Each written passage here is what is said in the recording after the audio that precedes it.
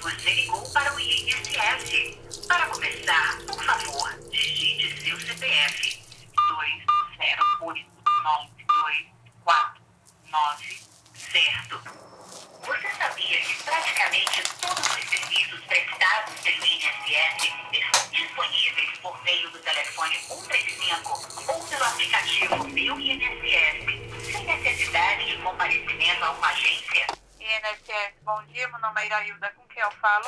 Bom dia, Irailda. Meu nome é Amélia Regina Abreu Vasques. Eu estou ligando para saber, porque eu fiz uma carta para revisão de pensão faz 2 anos, tá? E até agora ainda não obtive nenhuma resposta. A senhora tem o número do protocolo? O número do processo? Eu tenho o número do processo. Isso mesmo.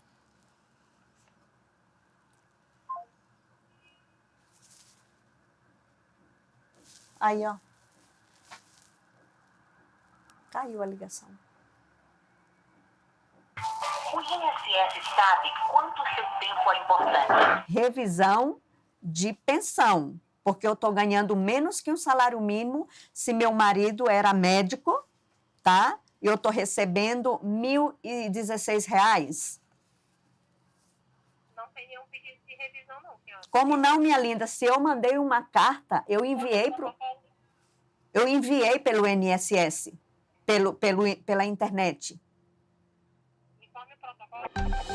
O atendimento à mulher, a velhice, a reabilitação profissional, os esforços para humanizar as filas. O INSS começou a usar inteligência artificial para analisar a concessão de benefícios. O governo de transição divulgou que cerca de 5,5 milhões de pessoas aguardavam a liberação de benefícios ou estavam na fila dos recursos após o pedido ter sido negado. Servidores do INSS retornaram hoje ao trabalho depois de 2 meses de greve. E estejam certos de que vamos acabar mais uma vez com a vergonhosa fila do INSS. Fila zero! Temos que acabar com essa fila.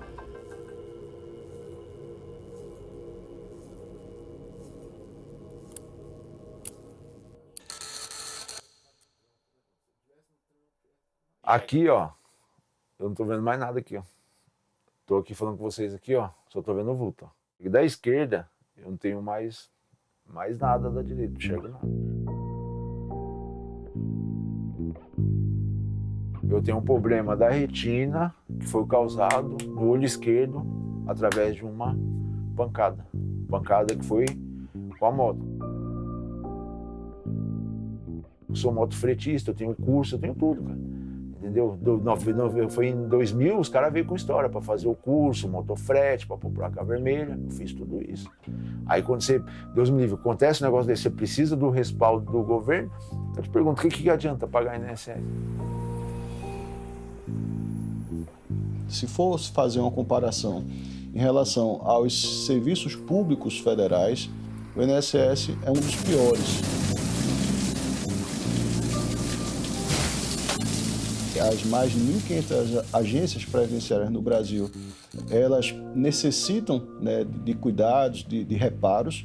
Muitas agências não têm uma organização em relação ao banheiro, em relação ao salão do atendimento, em relação ao local da perícia. Há alguns anos a gente vem alertando da situação caótica pela qual passa o INSS. E isso é um processo que eu diria que de 2015 para cá é um processo que foi acelerado, porque apesar do governo falar que há nos governos um processo acelerado de digitalização de serviços com o INSS digital, que foi falado a virada de chave, isso não é suficiente para suprir a demanda de requerimentos e de serviços que nós temos.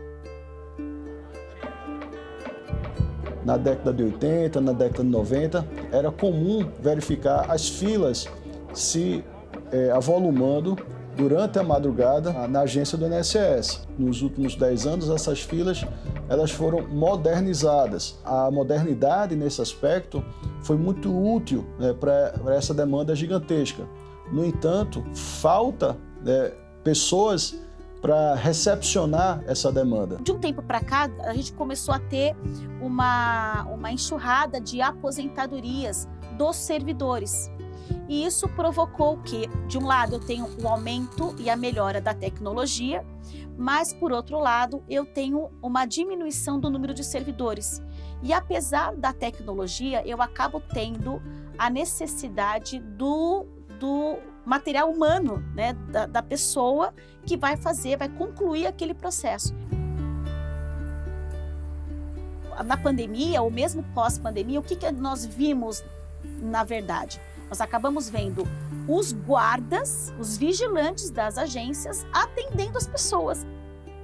Você tem a seguinte situação no INSS. Primeiro, apostou-se numa redução do quadro de funcionários, né? Nós, em 2016, nós estávamos em torno de 36, 37 mil servidores no Brasil inteiro. Hoje, atualmente, nós estamos com 18 mil servidores. Essa quantidade de servidores, mesmo com a utilização da tecnologia, ela não dá conta para o atendimento da população. Você sabe que a população que vem e que procura o INSS, boa parte dela, uma população trabalhadora, mas, na verdade, esta população, com a tecnologia, ela está excluída da prestação de serviços.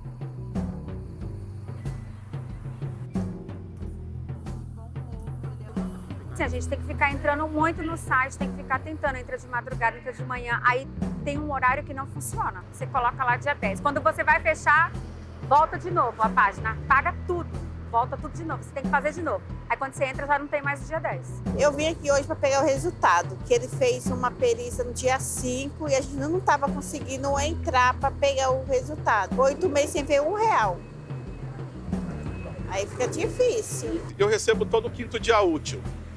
E o quinto dia útil caiu dia 5 passado, numa sexta-feira, e eu olhei e eu não vi o benefício. Moro lá na Zona Oeste, vim aqui fazer uma perícia da minha mãe, que já é a segunda. A gente fez uma na nossa cidade, em Barueri, onde foi negada. E é uma coisa muito difícil, que a gente fica de lá pra cá, né, da cidade, um dinheiro que a gente gasta pra vir na cidade, pra saber o que aconteceu, né, com o benefício dela, por que foi negado. Às 9 horas da noite a gente entra, a gente não, né, eu, porque ela não sabe mexer com essas coisas. 9 horas da noite eu vou entrar no site do INSS, na verdade no aplicativo, né, do INSS, e lá vai estar escrito se foi indeferido ou se foi deferido. Eu tenho um cadastro de baixa renda, e dentro desse cadastro eu vou fazer essa atualização e recorrer. Agora, de prazos eu não sei.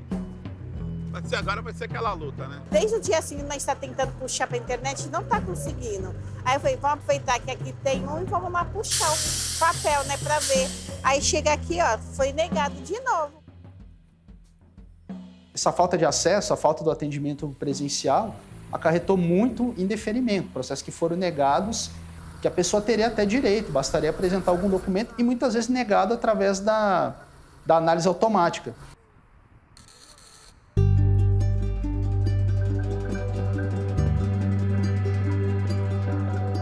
Nós recebemos por mês 450 a 500 mil novos requerimentos. Contando com a perícia médica, que são mais 400 e poucos mil, em torno de 1 milhão de pessoas que passam todos os meses vindo solicitar no INSS benefícios.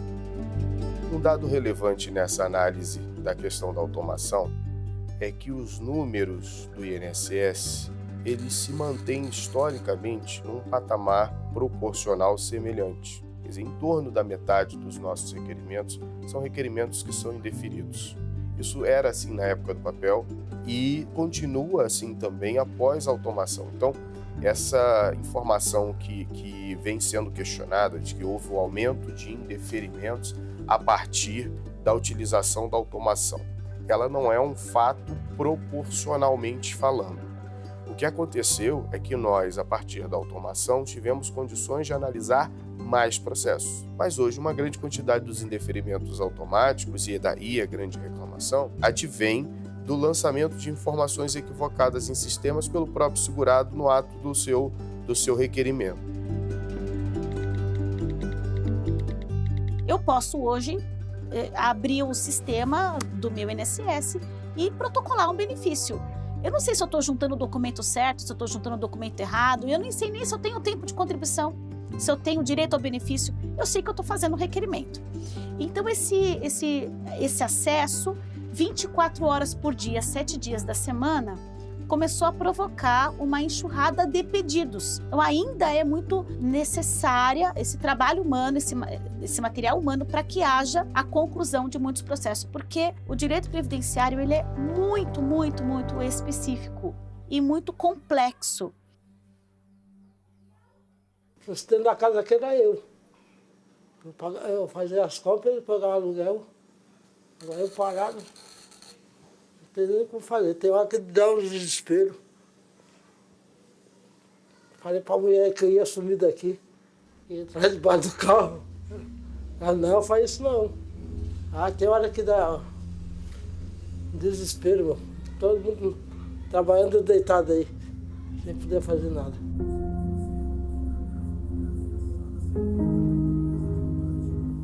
A mulher chegou. Ele trabalhava de roçador, de roçar mato. Para a prefeitura, né? Só que aqui acho que ele entrou em novembro, né, do ano passado. Aí ele ficou na firma trabalhando uns 8 meses. 8 meses. Aí foi na hora que ele começou a sentir umas dorzinhas assim chata. Aí ele pegou, subiu, desceu do caminhão para pegar a máquina para trabalhar. Aí parece que o caminhão tem uma ré, ele pegou e caiu e bateu a coluna assim na guia. Aí fez a ressonância e viu que ele ficou com hernia de disco, bico de papagaio e coisou a perna. Ele ficou 2 meses recebendo pelo INSS, depois cortou, aí a gente tentamos marcar a perícia, vai lá, o perito fala que ele não tem nada, levando todos os documentos. Aí uma vez por mês tem que passar na médica, né, para pegar remédio, que o remédio dele é controlado. Ela dá laudo novo, a gente leva para a perícia, só que a perícia lá, eles nem olham. Você sabe onde que eu enfiei a chapa? Tá tudo aí na bolsa. Hã? Tá tudo aí. A gente está tentando fazer esse novo exame para ver. Com essa ressonância, eu estou pondo fé em Deus que eles vão estar moldeados e vai dar o benefício para ele. Porque como a pessoa deixa ele vai conseguir trabalhar, não tem condição.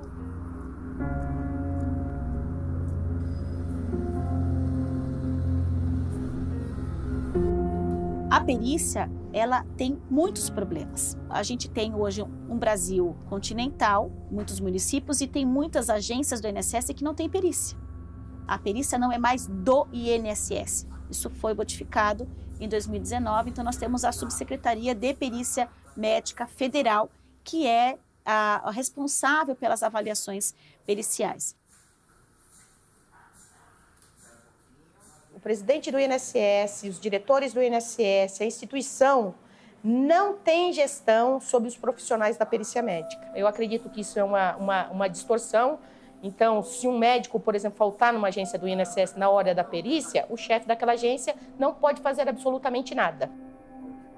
Eu, enquanto instituição, avalio que competência é poder. E o INSS, no curso da sua história, só vem perdendo poder, só vem perdendo competência. Isso aconteceu também com a perícia médica em 2019. Então, institucionalmente, eu lamento a perda. O que ficou com o INSS? Ficou com o INSS o dever de fornecer o espaço, a infraestrutura para o funcionamento da perícia médica. Então, hoje, parte do problema, né, dos estoques, das filas, que diz respeito às competências da área de perícia médica, são injustamente atribuídas ao INSS.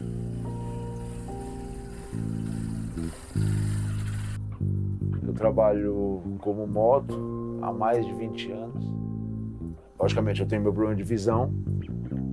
Eu não estava desempenhando bem meu trabalho nas empresas, tomando multa. O que eu fiz? Cheguei nessa empresa, a empresa falou, Daniel, a gente vai fazer um acordo com você, você tenta seguir seu caso de doença, foi o que eu fiz com essa empresa, aí tô aí.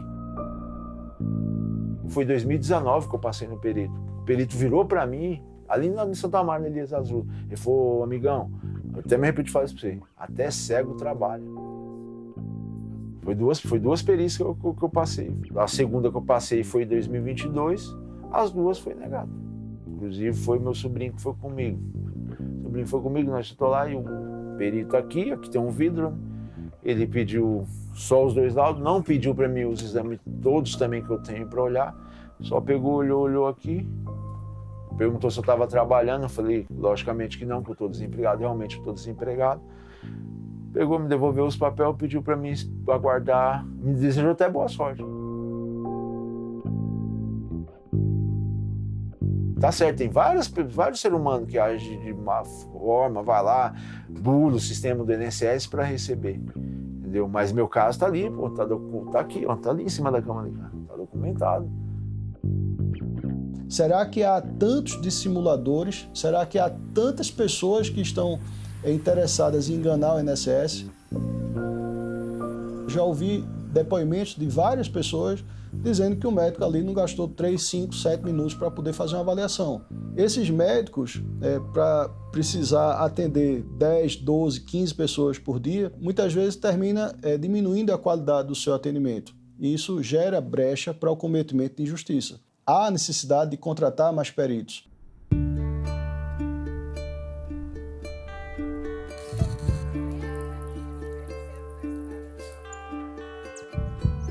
Você sabe, o agricultor familiar começa a trabalhar desde cedo.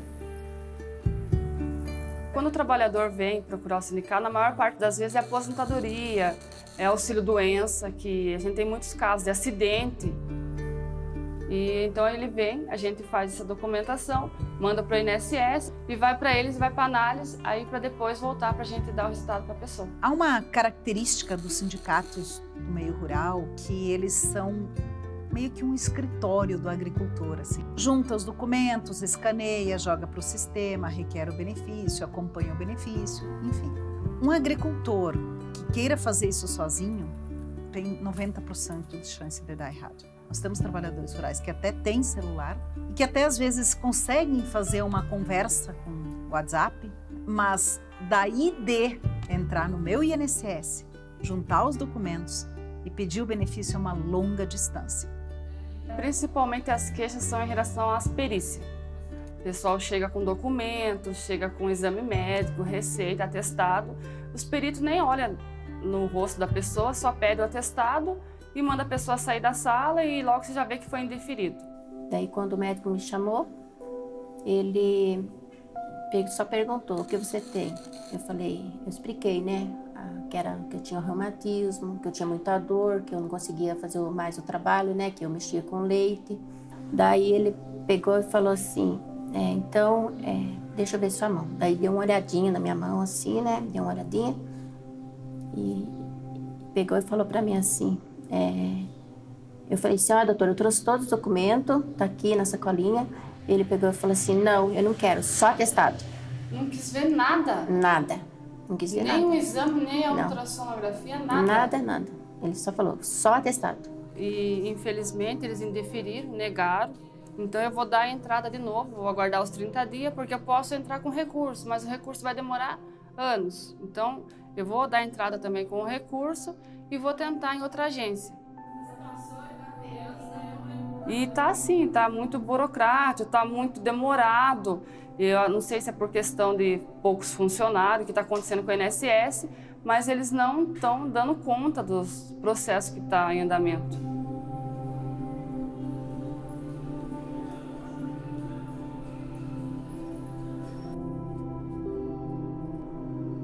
Bom, eu conheci meu marido em 1990. Meu marido era médico, né? E, assim, ele recém estava chegado da Bolívia, né? Que ele veio fazer residência aqui no Brasil. E daí a gente fomos morar junto. Só que, infelizmente, aconteceu o que a gente menos esperava, né? Que foi o falecimento dele. E para mim foi um choque, né? Passou, acho que mais ou menos uns 15 dias, aí eu fui dar entrada nos papéis. Quem me ajudou foi minha comadre. E depois, acho que de um mês, veio a carta do INSS com o benefício que eu tinha que receber. Então eu comecei a receber R$ 916. Não era nem um salário mínimo. Para todo mundo que eu perguntava e me falava, não, isso está errado. Porque pelo que ele ganhava, não vou citar números, mas pelo que ele ganhava, ele era para mim estar recebendo entre 3 ou 5 mil reais. Aí eu peguei e fiz uma carta de próprio punho e mandei para o INSS. Daí eles me mandaram a resposta e que ia ficar em análise e demorou. Isso já rola há mais de 2 anos. Realmente ele não te explica nada. 2 anos está enrolando, não é só a mim, né? Um monte de gente.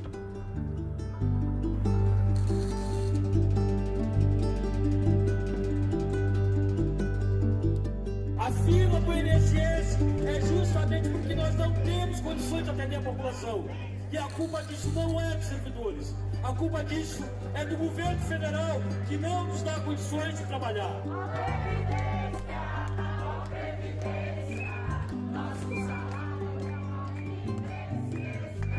O INSS foi o primeiro órgão federal do Serviço Público Federal que teve instituída a sua avaliação de desempenho. O servidor do INSS recebe 70% do seu salário em metas, 30% é fixo. E o salário base do servidor do INSS está abaixo do salário mínimo, que foi uma das questões que a gente discutiu na nossa greve. O INSS ele começou deu início a uma política, o fim da jornada de trabalho no INSS, o trabalho por metas de produtividade, que é o que eles chamam de programa de gestão.